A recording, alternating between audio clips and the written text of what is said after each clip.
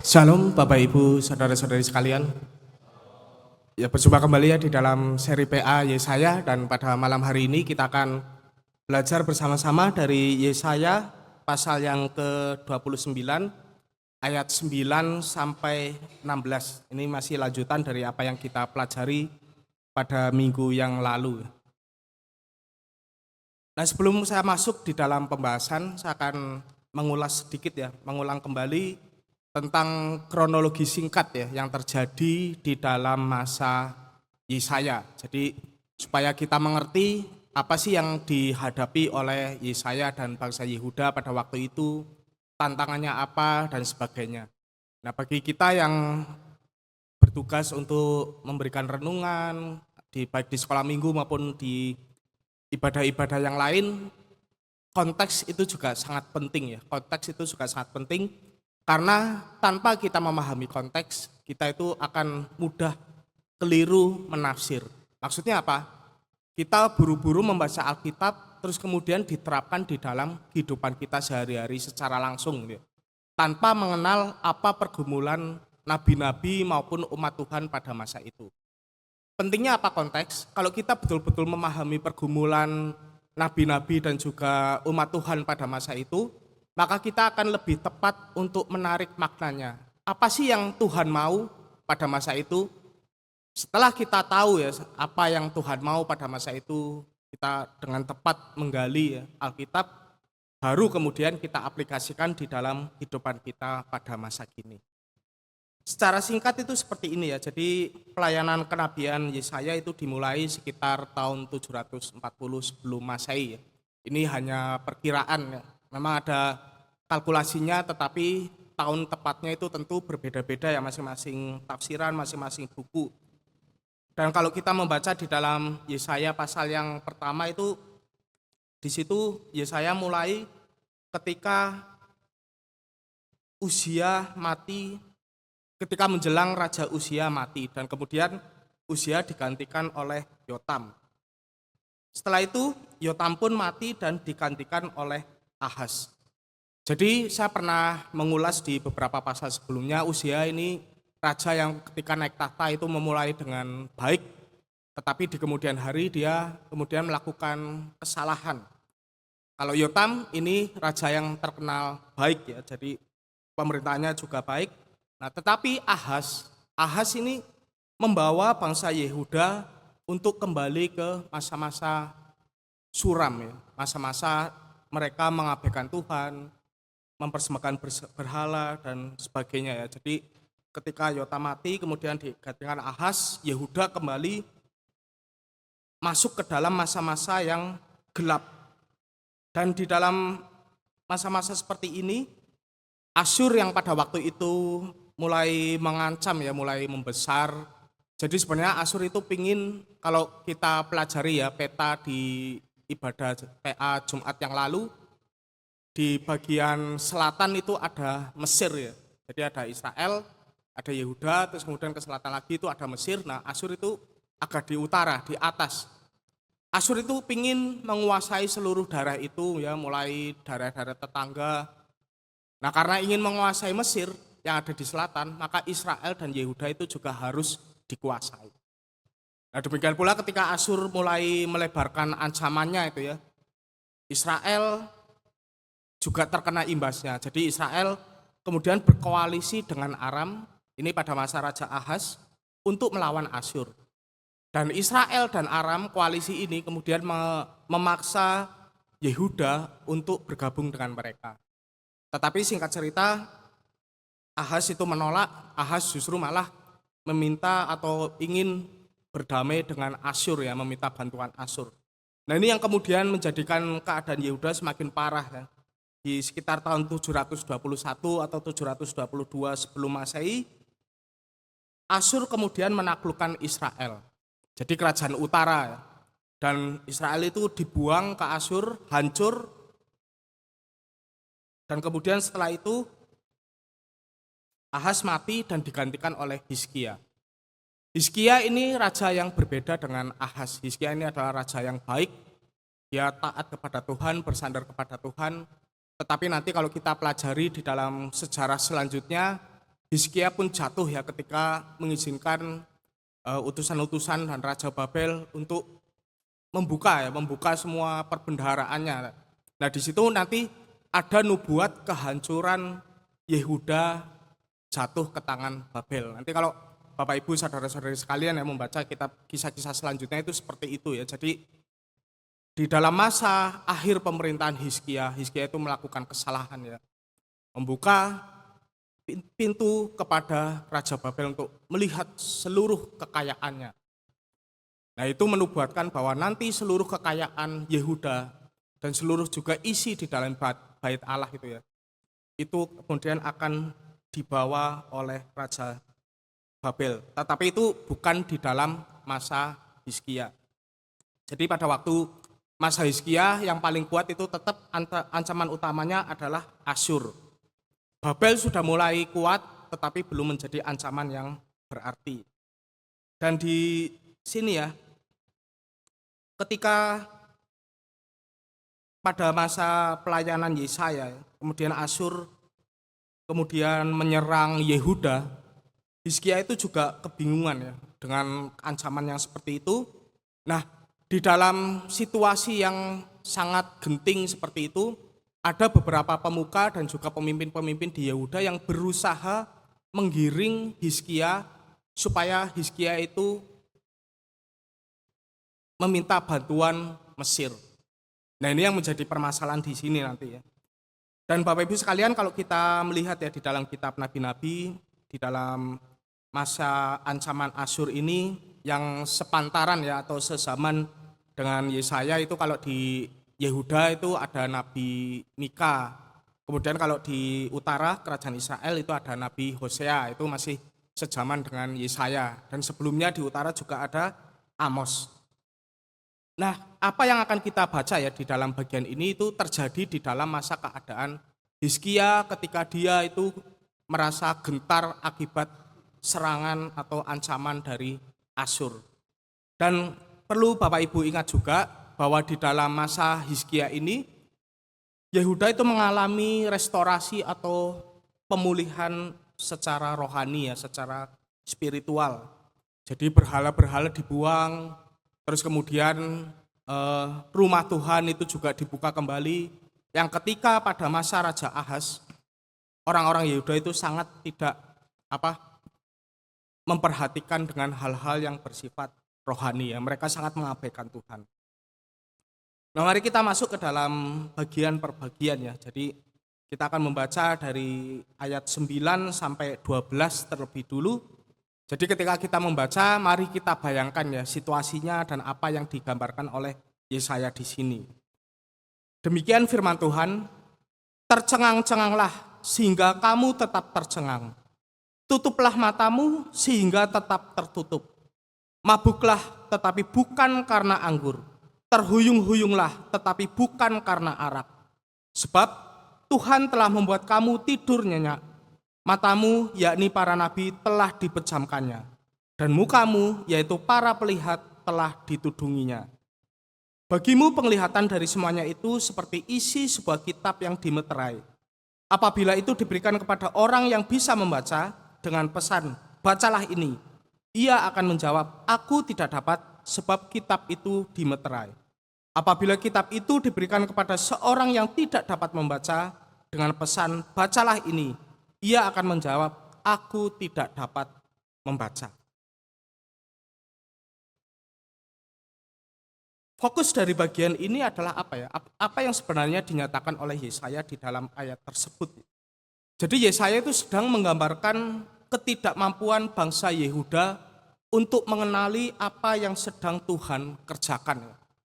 Jadi mereka itu ada di dalam keadaan buta rohani.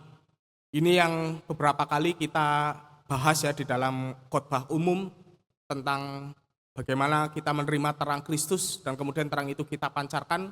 Tetapi kalau kita ada di dalam keadaan buta rohani, kita sama sekali tidak mampu mengenali terang Kristus. Ini juga yang terjadi di dalam orang-orang Yehuda pada masa Yesaya. Ketika Tuhan menggerakkan Asyur untuk mengancam Israel dan juga Yehuda, umat Tuhan itu tidak mengerti Mereka itu hanya takut dengan ancaman bangsa asing, tetapi mereka itu tidak mampu memahami kenapa sih Asyur itu bisa begitu kuat, sementara Israel dan Yehuda keadaannya kok bisa begitu terpojok. Kalau mereka memahaminya dengan kacamata iman ya mereka akan tahu. Kalau mereka bersandar pada Tuhan ya, mereka itu memiliki kekuatan yang luar biasa.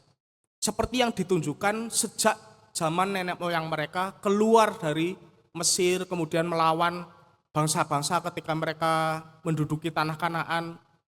Israel adalah bangsa yang kecil, tetapi ketika mereka bersandar kepada Tuhan, mereka itu bisa menang terhadap bangsa yang sekuat apapun.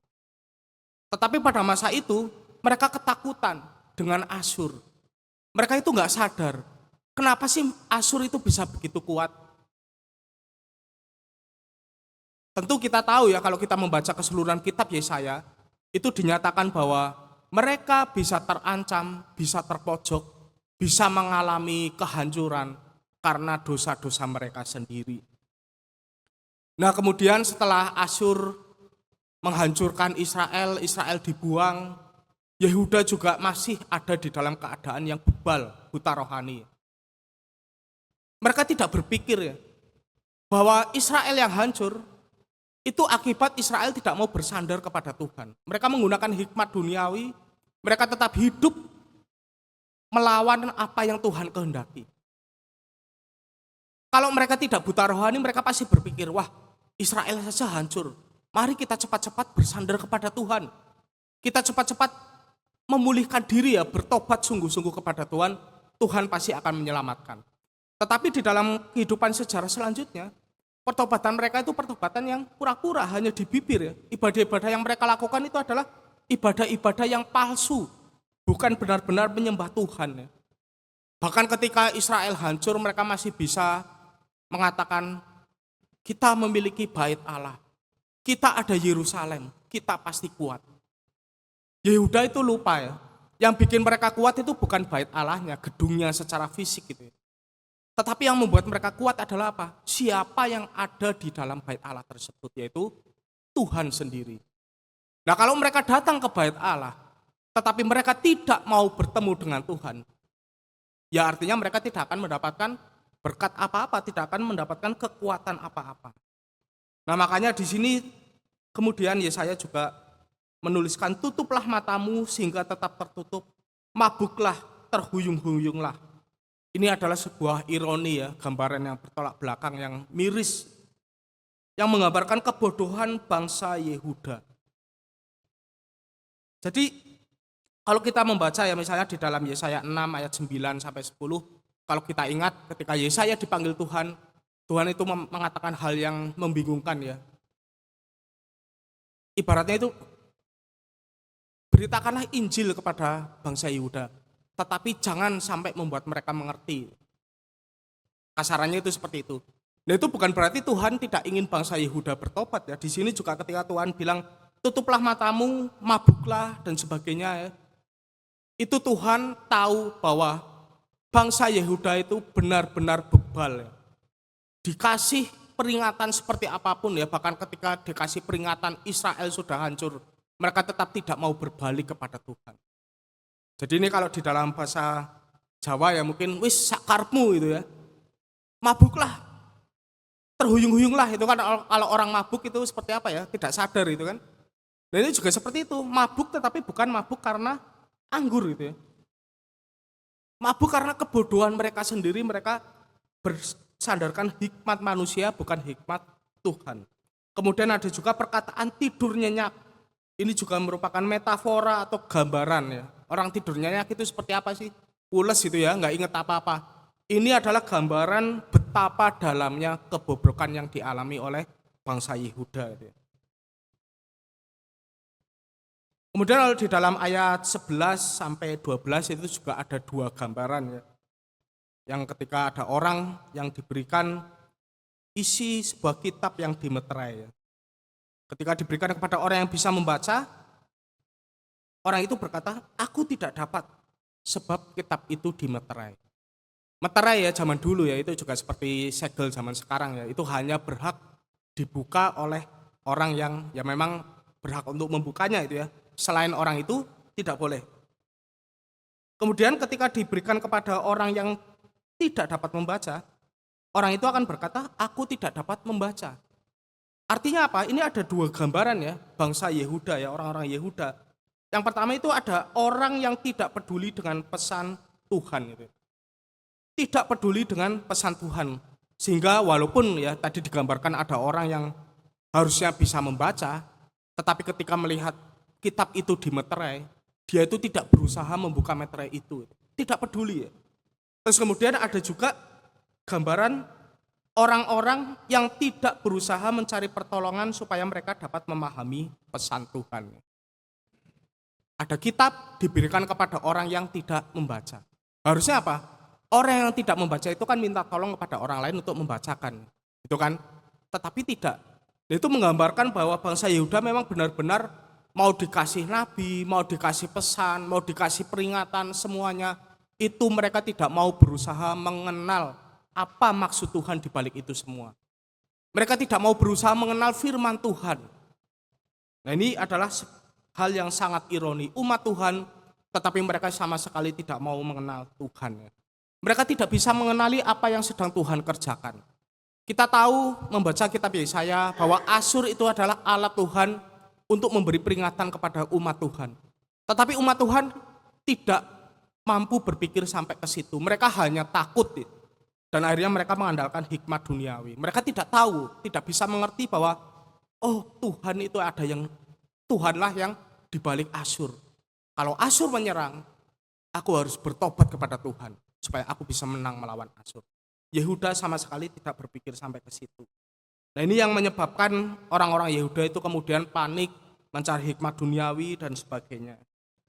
Dan ini yang menyebabkan nantinya bangsa Yehuda ya, sekitar 150 tahun setelah masa Yesaya, akhirnya benar-benar dihancurkan oleh Babel. Jadi marilah kita introspeksi diri ya. Kita sebagai orang yang mengaku umat Tuhan pada masa kini, jangan kita menjadi orang yang buta rohani ya, yang gak mau terima firman Tuhan. Kita menggali firman Tuhan seenak sendiri itu ya, pilih-pilih ayat yang menyenangkan hati kita, menyenangkan telinga kita gitu. Kemudian kita juga misalnya ke gereja, bertahun-tahun ke gereja, tetapi ketika kita ke gereja, kita tidak berusaha membuka hati dan pikiran untuk menerima apa yang sedang Tuhan nyatakan melalui khotbah-khotbah dan sebagainya. Nah ini adalah orang-orang yang buta rohani pada masa kini. Jangan sampai seperti itu. Mari kita lanjutkan di dalam ayat 13 dan 14. Berfirmanlah Tuhan, oleh karena bangsa ini datang mendekat dengan mulutnya dan memuliakan aku dengan bibirnya, sedangkan hatinya menjauh dariku dan ibadahnya kepadaku hanyalah perintah manusia yang dihafalkan. Maka sesungguhnya aku akan melakukan pula hal-hal yang ajaib kepada bangsa ini. Keajaiban yang menakjubkan. Hikmat orang-orang berhikmat akan hilang dan kearifan orang-orang arif akan lenyap. Ini menggambarkan apa sih? Ini menggambarkan kemunafikan di dalam beribadah. Jadi bangsa Yehuda itu ketika mereka melakukan ibadah, mereka memiliki bait Allah, memiliki kota suci Yerusalem. Kalau kita baca di bagian sebelumnya, setiap tahun mereka mengadakan ritual, pesta-pesta rohani, tetapi itu semuanya hanya ritual, tidak berasal dari hati. Mereka hanya memuliakan Tuhan dengan apa? Dengan mulut dan bibir. Ibaratnya kalau kita sekarang ya, disuruh nyanyi-nyanyi, disuruh baca Alkitab, tetapi hatinya apa? Jauh dari Tuhan. Tidak mau tunduk kepada Tuhan. Walaupun terlihat beribadah, tetapi hati mereka itu jauh dari Tuhan ya. Di dalam 2 Timotius 3 ayat 5 ya, ini Paulus mengingatkan kepada Timotius keadaan manusia pada akhir zaman ya. Secara lahiriah orang-orang pada akhir zaman ya, mereka menjalankan ibadah mereka, tetapi pada hakikatnya mereka memungkiri kekuatannya itu ya. Jadi mereka hanya menjalankan ibadah secara ritual, tetapi mereka itu tidak paham bahwa ibadah itu sebenarnya adalah relasi penyembahan kepada Tuhan ya. Ada berkat Tuhan di dalamnya, Dan Tuhanlah yang harus menjadi fokus. Jadi kalau kita misalnya merasa ya, wah minggu kok malas ke gereja, malas ibadah doa, malas PA, itu apakah Tuhan yang kurang menarik? Tidak ya. Itu yang paling besar ya, kondisi yang paling besar adalah apa? Memang hati kita itu fokusnya mungkin enggak ke Tuhan ya. Kalau hati kita fokus ke Tuhan, mau ada apapun di dalam kehidupan kita ya, kita mau ada penderitaan, bisnis kita sedang tidak baik, pekerjaan kita sedang banyak-banyaknya itu ya. Tetapi kalau hati kita fokus kepada Tuhan, kita tetap memiliki kerinduan untuk bersekutu dengan Tuhan. Datang ke rumah Tuhan benar-benar beribadah. Jadi jangan seperti orang-orang Yehuda yang mereka itu hanya melakukan apa yang diperintahkan oleh para pendahulu mereka ya, pemimpin-pemimpin rohani mereka. Disuruh melakukan ini, datang ke bait suci, kemudian disuruh mempersembahkan kurban dan sebagainya. Mereka hanya ikuti tetapi mereka tidak tahu makna di baliknya itu ya. Mereka tidak tahu siapa yang mereka sembah di dalam ibadah itu. Itulah sebabnya Tuhan kemudian menyatakannya, hal-hal yang ajaib ya, Tuhan akan melakukan hal-hal yang ajaib dan keajaiban yang menakjubkan. Nah ini adalah bahasa sarkasme Bapak Ibu Saudara-saudari sekalian. Sarkas ya, zaman sekarang kan kita sering ya kalau di medsos ya, bahasa sarkas. Ngomongnya kelihatan kasar atau kelihatan baik gitu ya. Tetapi sebenarnya maksudnya itu berlawanan.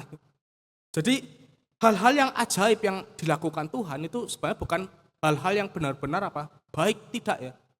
Hal-hal yang ajaib ini mengacu kepada apa? Mengacu kepada hukuman Tuhan kepada bangsa Yehuda. Nah inilah keajaibannya itu di situ.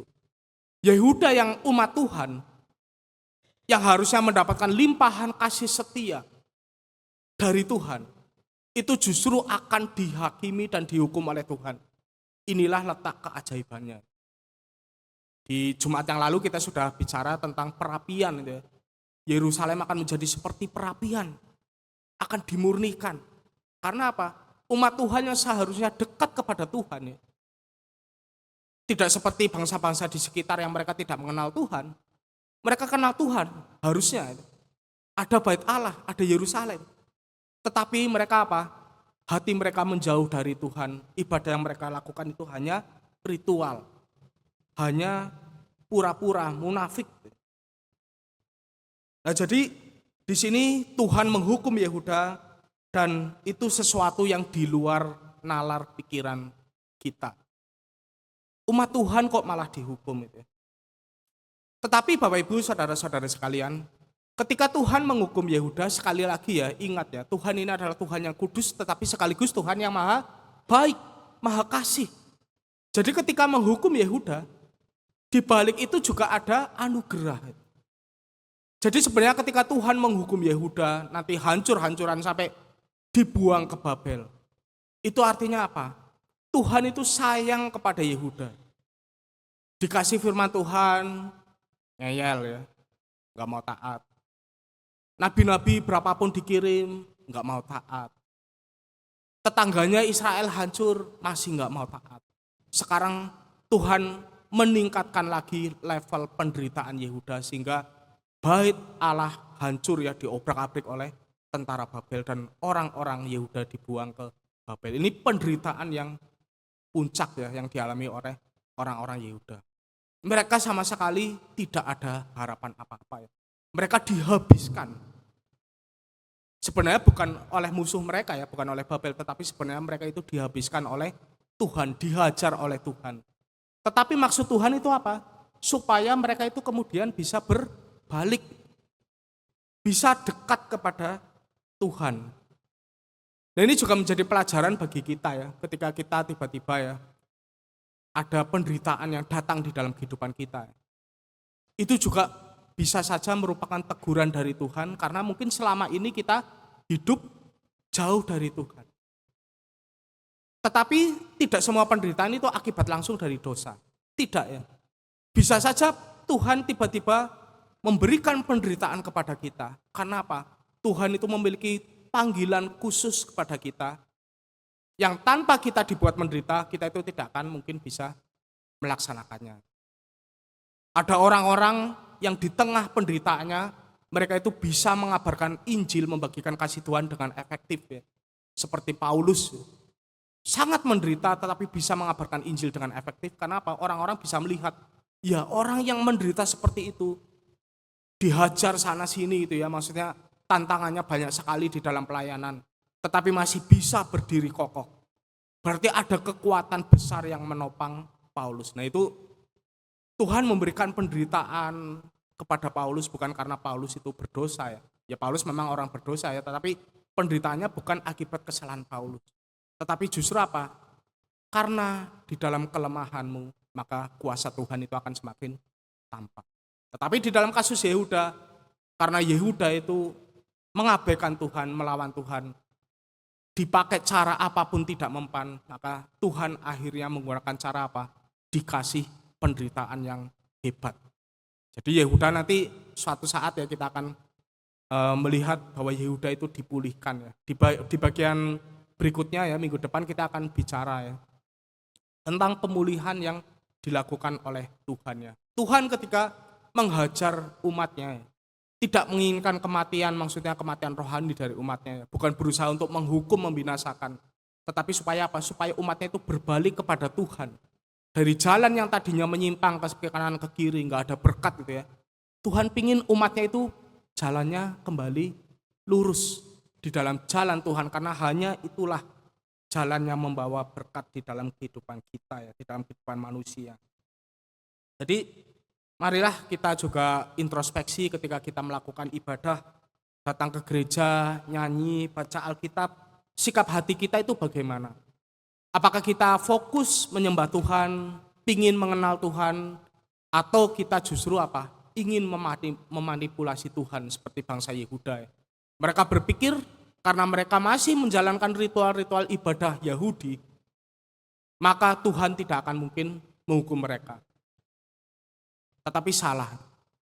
Ritual ibadah, seberapapun lamanya kita datang ke gereja, tetapi kalau hati kita tidak berpaut kepada Tuhan, kita tidak benar-benar bersandar, mempercayai Tuhan sebagai Tuhan dan Juru Selamat kita, itu semua percuma.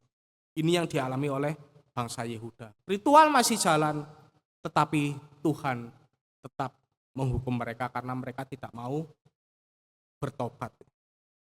Kemudian ayat yang terakhir, sungguh celaka orang yang menyembunyikan dalam-dalam rancangannya terhadap Tuhan, yang pekerjaan-pekerjaannya terjadi dalam gelap, sambil berkata, siapakah yang melihat kami dan siapakah yang mengenal kami?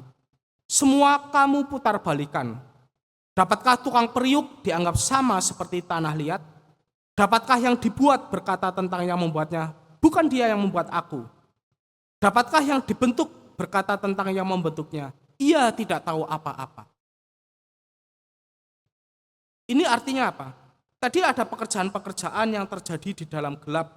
Semua kamu putar balikan. Jadi ini menceritakan tentang para pemuka di Yehuda ya, petinggi-petinggi di Yehuda yang ketika mereka gentar terhadap ancaman Asyur, mereka berusaha menggunakan akal pikiran mereka.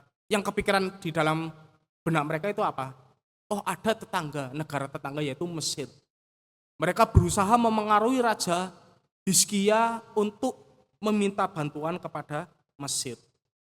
Padahal Bapak Ibu, saudara-saudari sekalian ya, Mesir kita tahu itu apa sih? Siapa mereka itu ya? Di dalam kitab Keluaran ya, kita sudah jelas diperlihatkan bahwa Tuhan ya, dengan lengannya yang teracung ya, dengan kekuasaannya yang begitu kuat, akhirnya mengeluarkan bangsa Israel dari penindasan di Mesir ya. Keluaran Eksodus ya, dari Mesir ke Kanaan. Itu menggambarkan keluaran dari dosa atau hukuman maut kepada hidup berkelimpahan di dalam Kristus di surga. Tetapi ketika bangsa Yehuda ya, pada zaman bangsa Yehuda, mereka menghadapi masalah, mereka justru ingin balik ke Mesir. Itu adalah hal yang sangat tidak logis ya bagi kita sebagai umat Tuhan ya. Bisa-bisanya mereka berpikir balik ke Mesir, padahal Tuhan sudah keluarkan mereka dari Mesir. Terus kemudian ada juga ini ya, mereka berkata bukan dia yang membuat aku ya. Jadi ini ada gambaran ya. Tanah liat ya bikin periuk ya, ada tukang periuk bikin periuk dari tanah liat, kemudian periuknya itu bilang kepada tanah liat, bukan itu, bukan orang itu yang membuat aku gitu ya. Ia tidak tahu apa-apa. Itu artinya apa? Jadi orang-orang tersebut ya, itu mereka itu melakukan siasat sembunyi-sembunyi, tidak mau melibatkan Allah, dan itu adalah merupakan suatu kebodohan.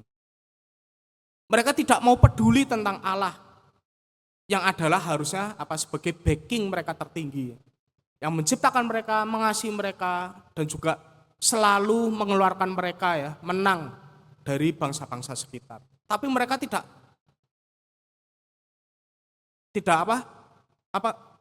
melibatkan Allah di dalam pengambilan keputusan. Mereka juga menggugat Allah gitu ya. Allah itu dianggap tidak tahu apa-apa. Mereka merasa diri lebih pintar gitu ya. Padahal nanti kita lihat bahwa Mesir itu tidak ada apa-apanya. Mesir itu sudah menjadi negara yang lemah. Bagaimana mungkin Yehuda bisa menang melawan Asyur ya? Kalau meminta bantuan kepada negara yang juga lemah, itu pasti gampang dikalahkan. Nah, jadi kita juga harus mawas diri ya, bahwa strategi manusia yang tanpa melibatkan Tuhan itu adalah sia-sia. Tuhan diserang seperti apapun tidak akan jatuh ya. Tuhan Yesus ya dijebak sana sini gitu ya, bahkan disalibkan mati gitu ya. Tetapi justru kematiannya itu menggenapi rencana Allah. Jadi rencana Tuhan tidak mungkin gagal gitu ya. Siasat Tuhan itu pasti siasat yang terbaik. Jadi kalau kita ingin menang ya di dalam kehidupan, kita harus melibatkan Tuhan. Tidak ada cara lain. Nah, jangan seperti Yehuda yang justru memakai hikmat duniawi ya, minta pertolongan ke Mesir. Ya. Nah kalau demikian apakah kita tidak boleh memakai strategi dunia ya? Tidak boleh memakai uang, koneksi kita dan sebagainya untuk mengembangkan bisnis kita dan sebagainya. Orang yang sekolah nggak usah belajar, tentu tidak. Strategi duniawi maksudnya yang biasa dilakukan oleh orang-orang dunia ya, planning gitu ya, investasi dan sebagainya itu boleh dilakukan, tetapi harus melibatkan Tuhan. Kita tanya Tuhan dulu, Tuhan kalau aku melakukan ini kira-kira benar nggak? Hatimu dikecewakan atau enggak? Kira-kira kalau aku join bisnis sama orang ini, aku akan membuka bisnis seperti ini gitu ya. Kira-kira engkau akan dimuliakan atau tidak? Nah itu adalah salah satu bentuk dari apa? Kita mengandalkan hikmat Tuhan, bukan hikmat duniawi. Barang-barang di duniawi, uang, mesin, teknologi, semuanya itu bisa kita pakai. Tetapi harus kita letakkan di dalam pengendalian dan pimpinan Tuhan. Jadi kita di sini belajar tentang perlunya pemulihan ibadah. Ibadah yang dilakukan di zaman Yesaya oleh orang-orang Yehuda itu sudah rusak. Akibat ibadahnya rusak, masyarakat dan negara pun ikut-ikutan rusak. Nah tetapi kemudian nanti Tuhan melakukan pemulihan, dan pemulihan itu digenapi di dalam diri Tuhan Yesus Kristus ya. Yang memulihkan manusia dari kehampaan, dosa, dan sebagainya ya. Menuju kepada kehidupan yang penuh berkat di dalam kerajaan Allah. Yohanes 4 ayat 23 menyatakan, namun saatnya akan tiba dan sudah tiba sekarang bahwa penyembah-penyembah benar akan menyembah Bapa dalam roh dan kebenaran. Sebab Bapa mencari orang-orang yang menyembah Dia secara demikian. Jadi ibadah itu bukan hanya ritual, bukan untuk mencari keuntungan sendiri, tetapi kita harus datang kepada Tuhan di dalam roh ya, karena Allah adalah roh ya, dan juga di dalam kebenaran, pengenalan akan Tuhan. Nah bentuknya itu seperti apa? Saya gali sedikit ya, ada satu pembahasan yang cukup penting menurut saya dan juga menarik tentang prinsip-prinsip teologis yang penting tentang ibadah yang sejati di seluruh kitab Yesaya. Ibadah yang sejati itu ibadah yang seperti apa sih? Nah menurut penulis ini ya, jadi penulis ini menggali dari keseluruhan kitab Yesaya. Ini hanya salah satu babnya, yaitu bab yang lain banyak sekali. Tapi salah satu babnya itu khusus di dalam kitab Yesaya. Yang pertama itu ada pengenalan akan Tuhan yang transenden dan imanen. Tuhan yang transenden itu adalah Tuhan yang maha besar, maha kudus. Yang berbeda dengan kita ya, yang hanya ciptaan, hanya debu. Ya. Tuhan yang imanen adalah apa? Tuhan yang dekat dengan kita. Tuhan yang mau hadir di dalam pergumulan hidup kita. Nah, kedua tema ini juga ada di dalam kitab Yesaya. Berulang kali di dalam kitab Yesaya dikatakan ada istilah yang maha kudus. Di dalam pasal ini juga ada itu ya. Kemudian ketika Yesaya dipanggil juga Yesaya merasa tidak layak melihat kekudusan Tuhan. Tetapi sekaligus juga Tuhan yang imanen. Yang memberikan tanda ya di dalam Yesaya pasal 7. Akan datangnya Immanuel. Allah yang terlahir di bumi. Ini penggenapan puncaknya itu ketika Tuhan Yesus lahir. Yang akan mengeluarkan manusia dari dosa. Nah, ibadah juga harus punya unsur seperti itu ya. Kita harus mengenal Allah yang transenden dan imanen, tetapi harus imbang. Karena kalau kita hanya berpaku pada yang transenden ya, Allah yang maha kudus, maka kita juga akan melakukan ibadah secara formal, kaku gitu ya. Enggak ada sukacita. Nah, itu keliru. Tetapi juga sebaliknya, jangan terlalu kita berfokus pada Allah yang imanen. Yesus sahabat kita ya, itu benar gitu ya, tetapi ingat dia juga kudus gitu. Kalau kita hanya berpaku pada Yesus sahabat kita ya, namanya sahabat ya seenaknya sendiri gitu kan. Nah, bisa jatuh seperti itu. Ibadah yang hura-hura, ibadah yang ya semau sendiri, yang penting aku seneng gitu ya. Nah, itu harus imbang. Allah yang kudus, yang transenden, yang tinggi dengan Allah yang imanen yang menjadi sahabat kita. Dan kemudian yang kedua ada pengakuan atas keberdosaan diri. Kita datang kepada Tuhan, di dalam ibadah kita mengakui kita adalah berdosa, enggak layak.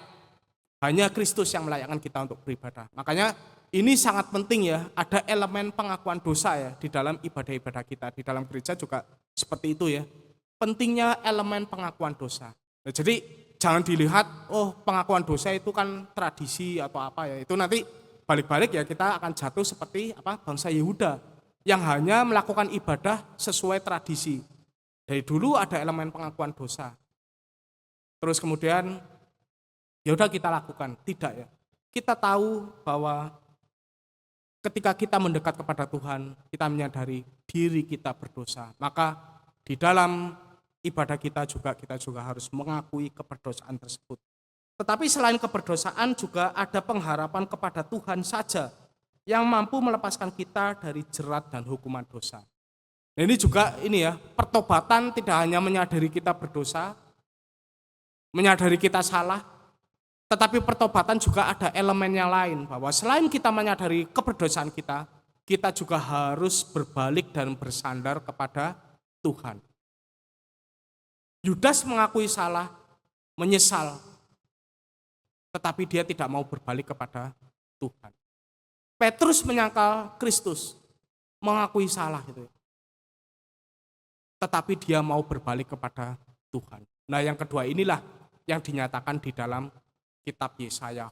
Tema-tema pertobatan itu banyak sekali diulas di dalam kitab ini. Kemudian ada kemauan untuk mendengar suara Tuhan ya. Jangan seperti orang-orang yang buta rohani ya, mereka menutup diri ya. Mari kita buka hati kita, minta bantuan Roh Kudus untuk apa?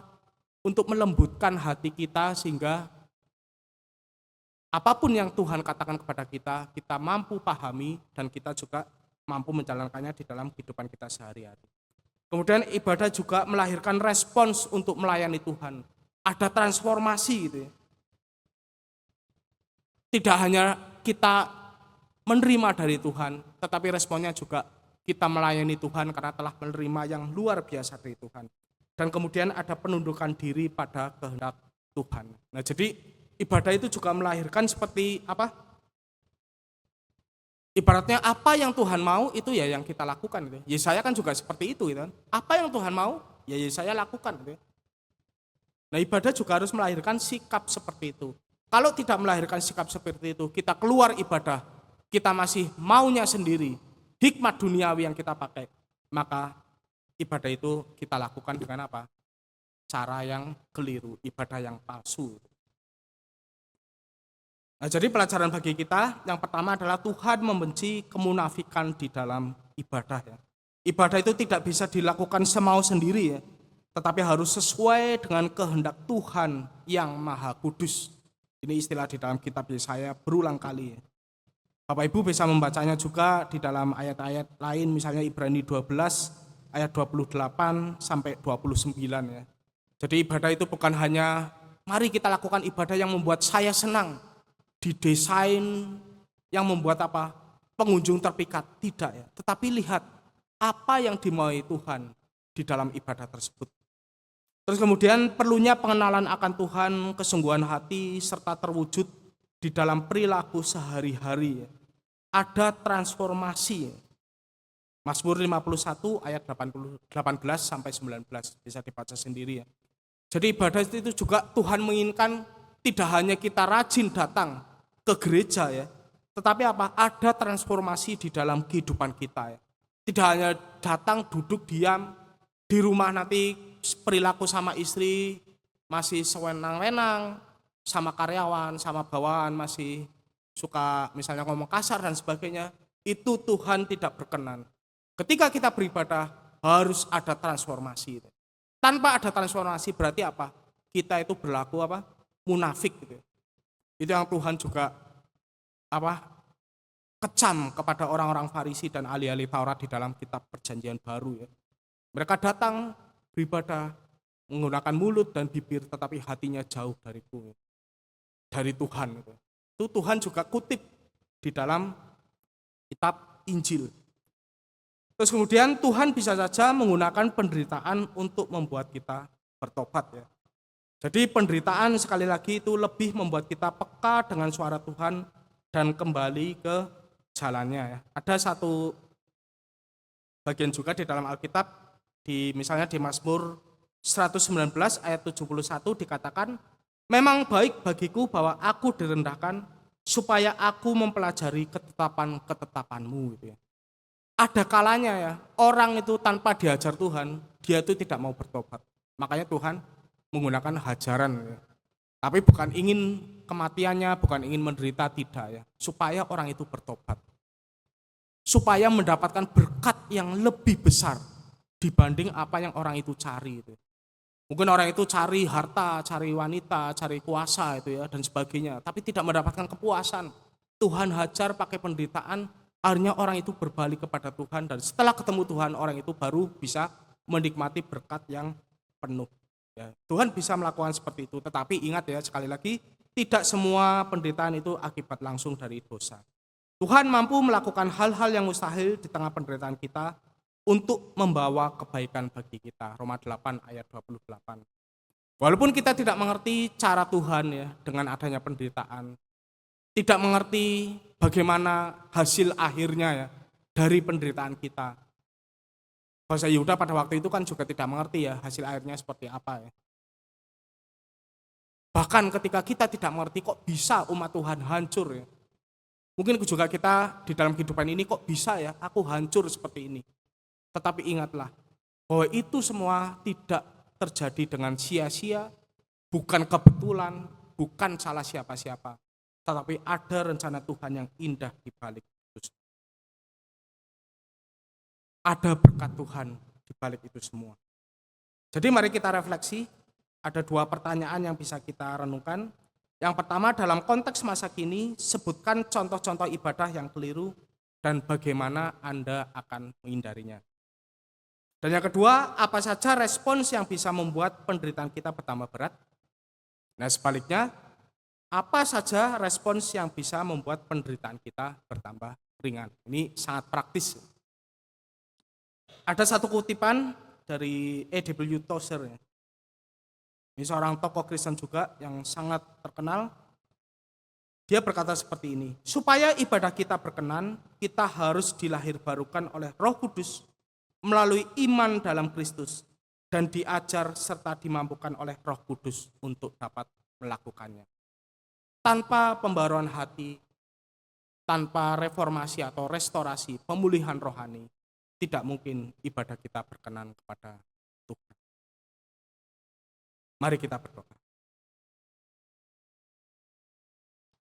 Ya Tuhan, berikan kami kerinduan untuk mengenal dan mengasihi-Mu lebih dalam. Biarlah hal itu juga terpancar ketika kami beribadah kepadamu. Berikanlah juga kepekaan kepada kami ketika kami menghadapi ujian hidup, sehingga kami tahu dan melakukan apa yang menjadi kehendak-Mu. Amin.